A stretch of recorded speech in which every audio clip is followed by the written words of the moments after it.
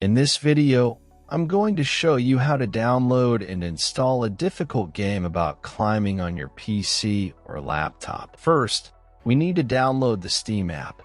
Open your Google Chrome and search for store.steampowered.com. Link in description. Click on the Install Steam button on this page. Once you've done that, at the top right corner of your screen, click on the .exe file and open it.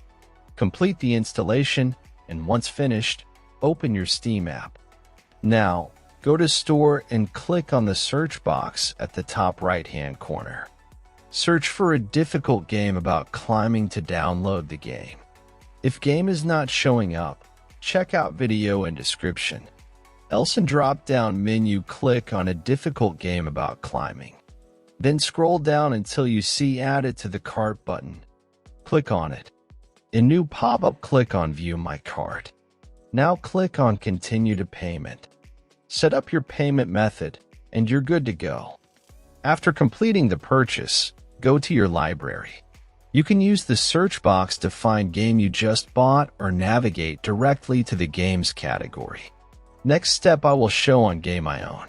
First, click on the game you want to play. Now click Install. Complete installation process. When installation completed, click to play, and that's all.